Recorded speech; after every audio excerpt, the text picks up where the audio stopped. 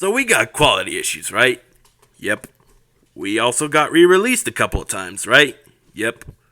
You think we should get a remold? Probably not. Wait, what? Why? Because if we get remolds, then we, as original molds, will be worthless in the aftermarket. Oh yeah, good point. But I still think we should get remolds anyways. Yeah, you're probably right.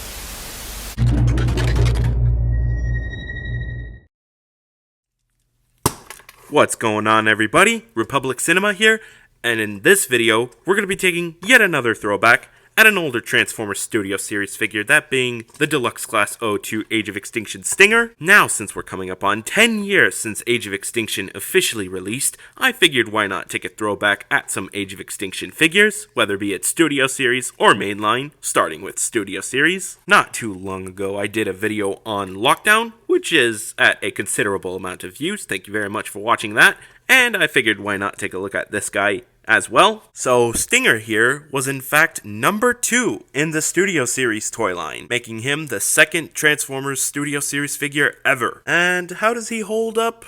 Not that great, to be honest. So Stinger was introduced in Age of Extinction and I believe only appeared in that movie. He was meant to be a replacement of Bumblebee in the plot, but he didn't really get too much screen time as he was just thrown around the entirety of the movie. All he did was just chase Bumblebee around and do cool transformations and shoot things, I guess.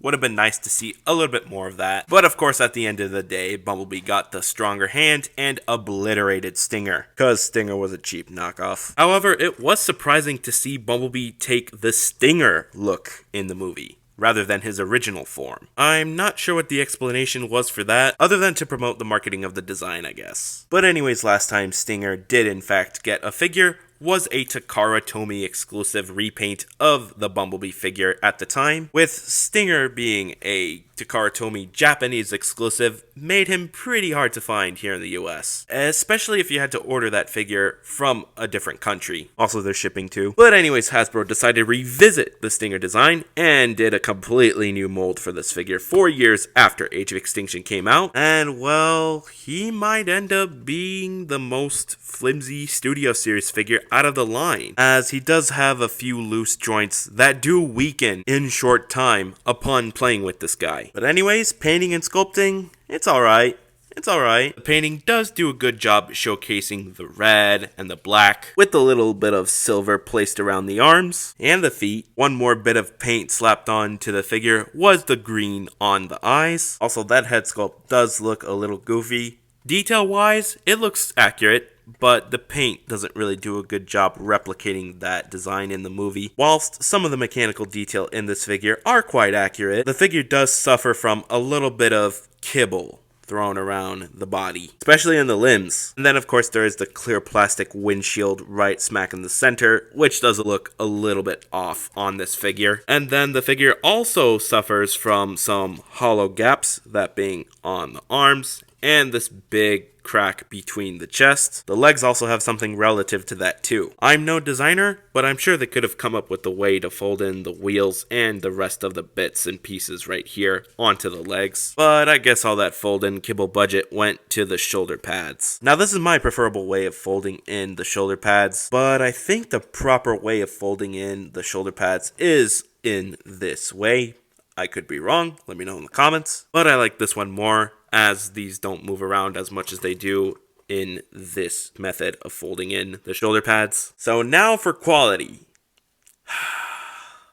All I could say is it's somewhat better than the 01 Studio Series Bumblebee, as that figure was criticized for crumbling apart, specifically his back kibble and his doors. But this guy's arm articulation is all over the place, as this is very loose, and the same QC issue implies for the other arm as well. The leg movements aren't too bad quality wise, as they don't flop all over the place upon shaking the toy. Now with the arms, if you move them up a bit, then they'll hold in a little better, but if you prefer to have the arms down and relaxed like this, then you're gonna have some problems, especially if the arms are loose.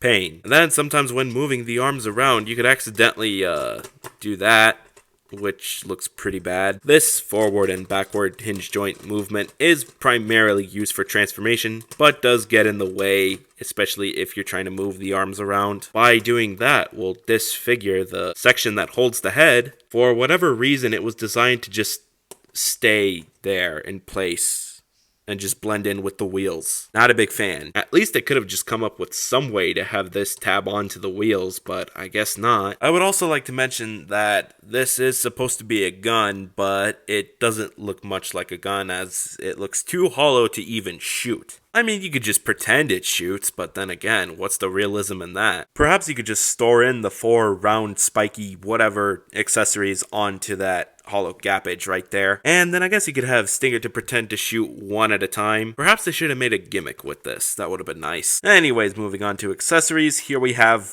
whatever you call these. I'm gonna have to Google search these because I don't know what they're called. I guess all they do is just plug onto the back over here for movie accuracy. Also, what I recommend you do is have one of the accessories tabbed on one side of the top piece right here, whilst the other one being tabbed on the other side of the bottom piece. So that way when you want to close it in, it's a little bit easier to do. Not that you would fold in the back piece. It's just if you wanted to. It's also worth mentioning that you could have one of them tabbed onto the top of the arm, in reference of the original Age of Extinction toy. There is also a trick that you could tab one of the side holes onto that tab, in which that tab was specifically designed for that. Also, I never mentioned how goofy the hand looks, but Sentinel Prime also suffers that same problem as well. Just figured it's worth mentioning, because no Bayverse character ever walked around with a hand like this. Before we get into articulation, I figured it's also worth mentioning that there was a repaint to Stinger, that being a blue repaint of Trax, or the KSI Sentry, which was the official name for this figure. So as you can see, this figure is basically Stinger, but blue,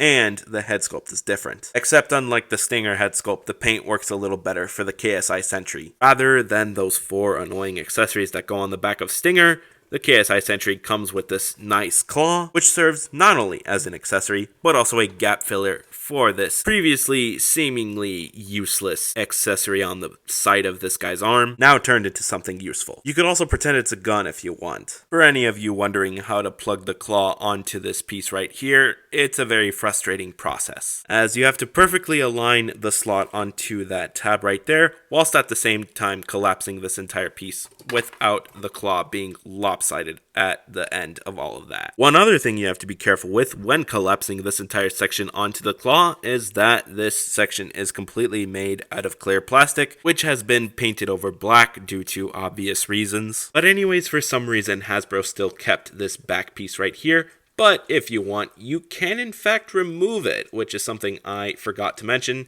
You just got to be a little careful when removing it because you don't want to rip this piece out. Or if you don't want to remove that section, just go ahead and fold it in, and there you go. So yeah, not too bad of a repaint of Stinger, but much like Stinger, he was very hard to find. Except sometime, I think around it was either 2021 or 2022, but there was a buttload of these guys showing up at eBay for as little as $25.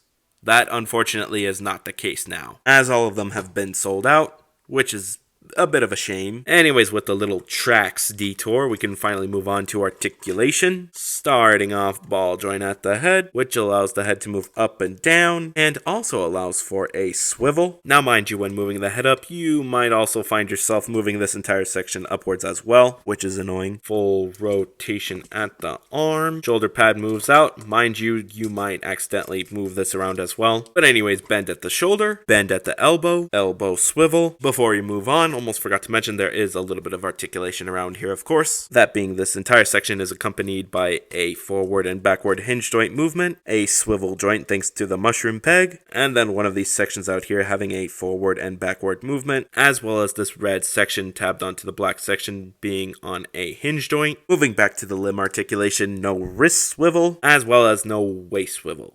Technically, there actually is, but that's primarily used for transformation, and it is very annoying. Moving on to the legs. Legs can spread, leg can move forward, can also move backwards, thigh swivel, bend at the knee. I'm unaware if this counts, as it is primarily used for transformation, but the front of the foot can move up and down. Anyways, I think that's pretty much all I had to say for the articulation.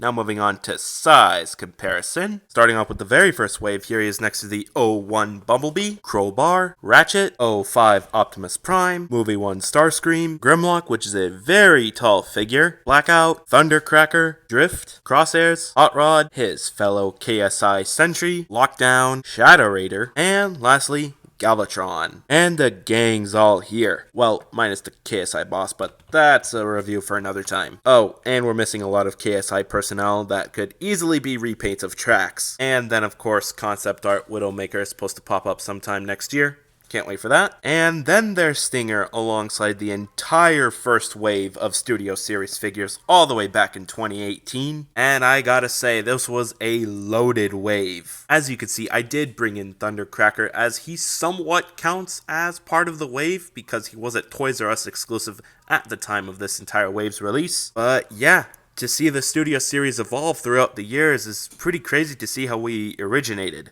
Now it's a buttload of crossovers between G1, Gamer Edition, and can't forget about the new concept stuff as well. Not gonna lie, the early days of the Transformers Studio Series is when they shined, because that's where all the Bayverse came in, but it is worth mentioning that the first wave does not go without its flaws, as some of these figures are very flawed. But hey, on the other hand, you had some pretty good figures. But anyways, it's time we get down to transformation, which is a pain. But anyways, what you will do first is remove these accessories if you haven't already. Fold these in, straighten it out like so, and then rotate it. Make sure it is spread out like that. After that, move this up. Push this down, spread out these sections right here. Hold up, did I mention you gotta rotate this as well? Move this entire section out, but do be careful as this is known to break, and look at that, I already got some stress marks. Of course, you can't see it due to the camera, but there is some stress marks right around here. Anyways, you're gonna rotate this, make sure it's out like this. After that, move the arms up forward, and then push these in backwards. However, when you move them out like so, I wouldn't recommend snapping these in yet, so be sure to move them out like so. Oh, and you can finally push this down if you want. Now, here comes the tricky part, as what you will do first is untab this, and then rotate it. Hopefully nothing breaks. There we go. Anyways, move this all the way down, move this section up forward, and then next what you will do is you might want to leave the arms out like so, because what we're going to do next is work on the legs. Starting off, fold in the foot, and I don't know why my copy's leg just decided to split like that.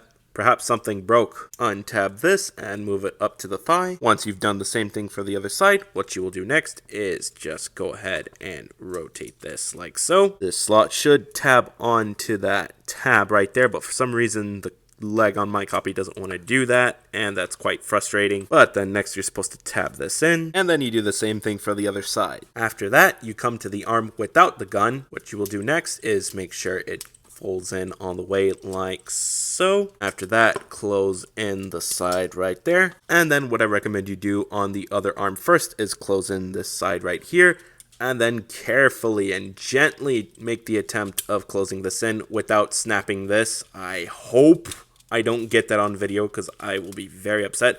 But anyways, what you will do is just push that in, and then lastly push this all the way down like so. And there you have Studio Series Stinger in his car mode. Now, I believe this car mode is supposed to be called the Pagani Huayra. I think I pronounced that correctly. Anyways, Huayra is a goofy way of naming your car, as there's plenty of people online that have made fun of that name. However, despite the goofy name, the car still looks really nice. For a car mode that came around the same time Age of Extinction released in theaters, I'm quite surprised that no car company has ever went around and decided to make a car somewhat as creative as the Pagani Huayra. Because mind you, this car is a decade old. And then of course there's the sound that this car makes when it drives off at a high speed. Let's just say it hits different. Despite Studio Series Stinger's robot mode being somewhat questionable, the car mode is still pretty good, as it does a good job replicating the car in real life, especially in paint scheme as well, except if we're talking about the Decepticon symbol right here. I don't recall Stinger having this in the movie. But to be honest, there's a lot of other figures from Age of Extinction that suffer the same problem,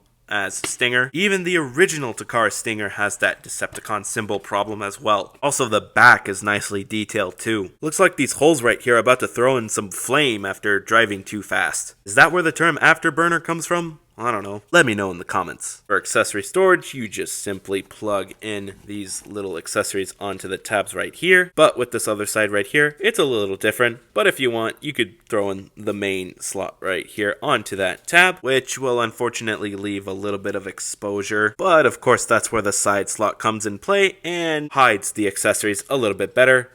But you could still see something. It was worth a shot. But anyways, there's your accessory storage. For the other accessory that Trax comes with, it's a little different in terms of weapon storage, as it just tabs onto that slot on the back, and then we're done with it. Yeah, there you go. Looks goofy. But you could also have the claws facing the other side, as if Stinger is about to dramatically back up and stab someone's leg. So there's that. For a quick comparison, here he is alongside the KSI Sentry, and not gonna lie, the comparison between red and blue looks pretty good. Having one Pagani Huayra is enough, but having two is a completely different story. Imagine if Hasbro made more. And then lastly, here's a comparison between the two and Galvatron, and not gonna lie, all three of them look pretty good together. However, I feel Galvatron's truck mode is a little bit too small, as this would have been completely bigger than this. I'm no expert on that, but I feel like that's how it's supposed to go. But anyways, leave a comment down below which one's your favorite. I think I'm gonna go with this guy. And I think that's pretty much it. I think that's all I had to say for this guy. Overall, he's alright, but I personally wouldn't have recommended you picking this figure up. First of all, he's hard to find. Second of all, he's not really worth all that money, as he does have QC issues and a frustrating transformation. But if you want to get him just to complete your collection, then I guess go ahead. If you're looking to pick this figure up, or his counterpart,